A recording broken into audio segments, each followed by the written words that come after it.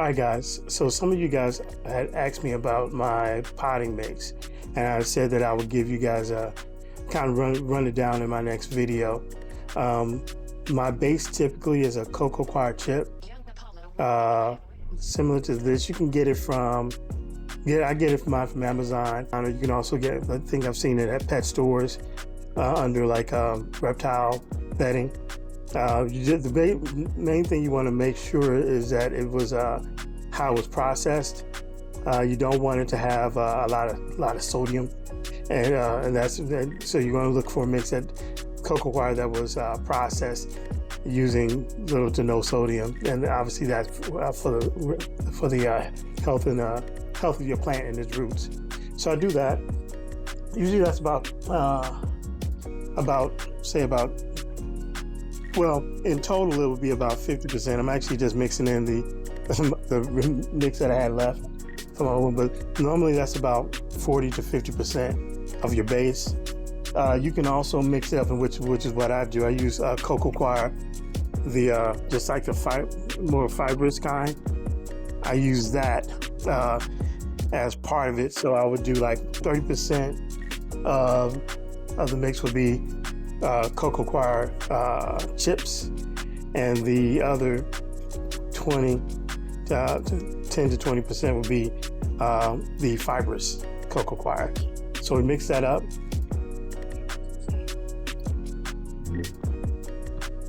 And you want to make sure you get it real deep inside, just to make sure it's thoroughly mixed. And what you'll have is, well, Coco Coir is basically you can actually, you can use Coco Coir.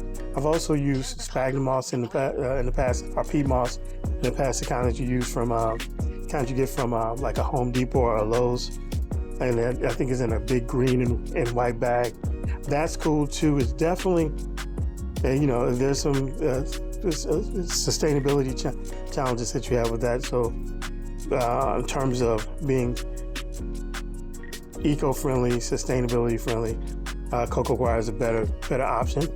But you obviously you hear what you can where you can. But usually it's either Coco Coir or sphagnum peat moss base. Sphagnum peat moss also retains moisture a lot more, so I wouldn't use it on plants that are prone to root rot, because they will rot, and that's not good. So after that, the next thing we'll do is we'll get rid of the ones I have up top first. I'll put in about 5% worm castings. I got this from Home Depot, but you can get it from anywhere. This is a little less than 5%, but this is basically just a organic fertilizer to kind of help it along. Sometimes, then especially if you don't do a lot, depending on what time of the year you actually repot and decide to fertilize. Some people don't like fertilizing in the winter, which is perfectly understandable. So this will kind of help provide some nutrients to this mix, from what I've seen. So in addition to that, I also use Vermiculite. So you see that, and Vermiculite is another growing medium. Sometimes some people use Vermiculite on its own, specifically for seedlings, to grow seedlings. It does add some. It does retain moisture, so that's actually one of the good qualities about it. It allows you to make sure that, again, the biggest thing you want to do is, especially for those plants like anthuriums that do like moisture, like to be moist but not wet, you definitely want to amp up the medium for doing that. And in addition to it, because of the fact that they're kind of like pebbly chips, what have you, you can, it also helps in the aeration. So we're gonna mix this down as best we can.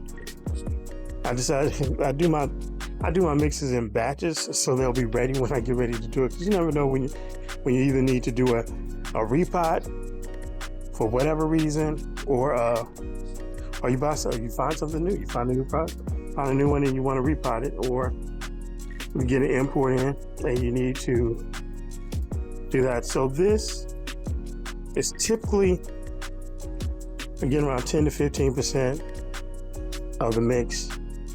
Don't have to go, probably like closer to 10. Don't have to go to do too much with it. I'm just trying to get it nice. Mix it up.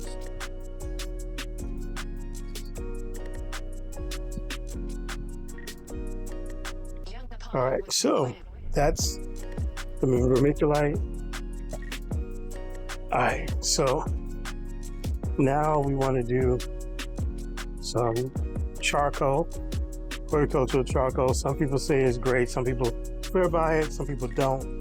Essentially, horticultural charcoal is meant to absorb, physically to absorb odors. They also say it helps to retain nutrients and that can be delivered to the plant later. Like say, if you water it or you fertilize it, say a month ago, it may the horticultural charcoal may keep it and retain it, but mainly it's used to, I guess, to reduce odors and stuff like that from what I've read. This is an optional one, so not necessarily, definitely, well, bottom line, the two main ingredients that you need when you're putting up a mix is going to be your base, which for me is Coco Coir. It could be sphagnum moss or some other things, and an aggregate like Perlite. And you can use Perlite. Some people use Pumice, and I've used that before. Obviously, Vermiculite is another one, and lava. If I didn't say lava rock is another optional one. So that's it. So we're going to use, if it's Perlite. Now, Perlite, you probably want to use about. Let me see if I can get a mask on. Okay, so I don't have a mask right now. I thought I put one to the side for this, but I did not. So typically, people do it different ways. I typically just mix it in, what have you. Some people rinse it off because the dust from Perlite can get in your lungs. It can be toxic, and you obviously don't want that. You don't want to die for your plants. So I'm going to hold my breath and pour it in.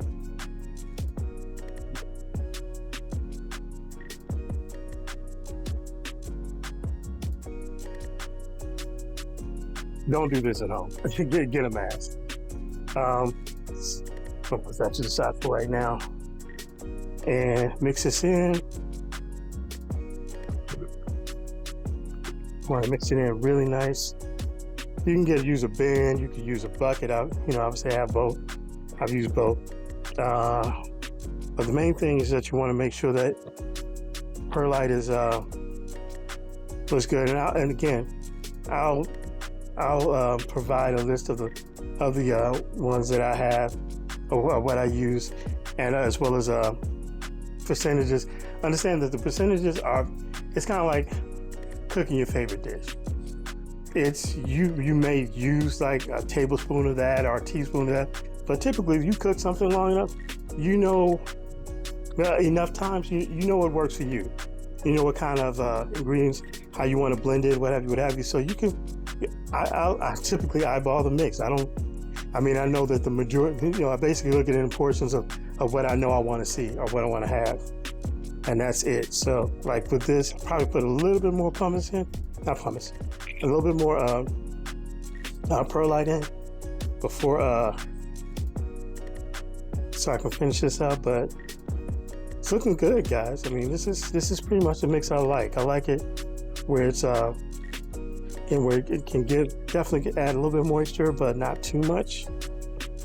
I don't want to. My fear is overwatering, because when I do water, sometimes I can be very heavy-handed. So this helps me with making sure I don't go overboard. Let me put a little bit more. Okay, y'all got everything in the room.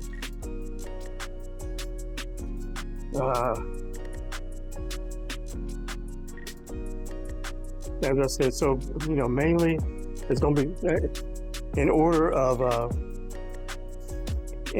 percentages. You're going to basically use majority. It's going to be the Coco Coir husk or chips, and Coco Coir the fibrous kind.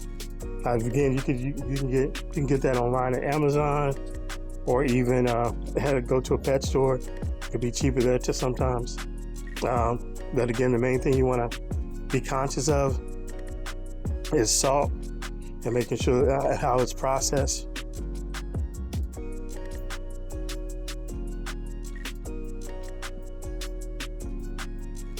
But majority Coco Coir and Coco Coir husk. Coco Coir chips and Coco Coir, I think it's husk or whatever. They just say regular Coco Coir, but it's the real fibrous, fine kind. I use that. I like to blend that together. After that, your next biggest ingredient is going to be your Perlite. You want to get a lot of that, or you can use pumice. Some people use that. Pumice is a little bit more expensive where I am, so I typically use Perlite. But I do, but it was also sometimes I'll throw in some pumice just because I feel like it, just be a little extra. Pumice is typically better. Some people say pumice is better than Perlite because of the fact that it allows whereas Perlite has light and it'll basically begin floating up. Pumice stays in place, so you don't have to worry about it not having that, not being as aerated as it needs to be. So that's that. And then the last thing we do, some people use orchid bark. Some people use orchid bark, which is fine. A lot of people use orchid bark. I, on the other hand, use mini nuggets pine bark, and I get it from Lowe's. It's like about $5 a bag. And this is, again, helps with the aeration and irrigation. And of course, as it breaks down, it adds more nutrients to your potting mix or whatever. I'll usually put about like 10% of that. And again, I know I'm throwing out like percentages, but and it may not add up to 100, but it'll add up to 100 down in the description. And I also make sure that as I give you, if I can find links to it, I'll definitely find links to it. But basically, look, I like to use the pine bark because it's economical, especially when you got a lot of plants or when you're potting up big plants. But this gives you a nice, really chunky, really pretty, in my opinion, mix. And it's like making a cake, guys. You just grab and fold. It's kind of fun too. But yeah, so I'm gonna add some more of the pine bark. Yeah, the thing I like about this pine bark is that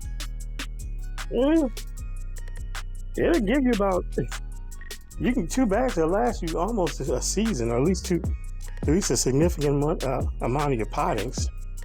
You don't want to do too much, but you want to be enough where you see it.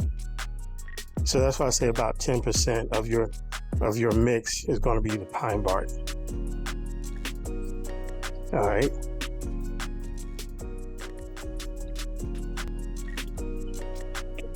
Oh. Yeah. So there we have it, guys. This is my potting mix. So we're gonna move on to the next step, which is basically potting up the plants. So you'll see this featured in there. Actually, you'll see this featured in there. But again, this is a quick way a quick homemade potting mix of Coco Coir and Coco Coir chips, perlite, worm castings, charcoal, and vermiculite. You can also add, again, optional. Again, everything above the perlite and the Coco Coir is optional in this mix. But you can also add like pumice and lava rock if you want to add a little bit more chunk to it. That also helps. And another thing I do is that when usually this comes in a compressed brick. Oh, let me show you what it looks like. So can see this is what it looks like once it's done. See my glove's been ripped, but what I do when I give it comes in a compressed brick. So when you use water to expand it. So what I usually do is I have a fertilizer mix on the ready for when I water my plants. So I use fertilized water to expand the Coco Coir bricks and the cocoa chip bricks, and that way fertilized water will be in it. That's not something you have to do. Regular water will be just fine. It's just something I like to do. But that's it, guys. So this is my potting mix for those of you who have asked for it. You can see it's really chunky. Definitely has a nice little vibe going on with it. And again, the fibrous, if you need something to be hold a little bit more water, whatever you want to go more fibrous, use the more fibrous kind of Coco Coir. But yeah, this is what I do. Hope that this helps. All right, guys. See you on the next one.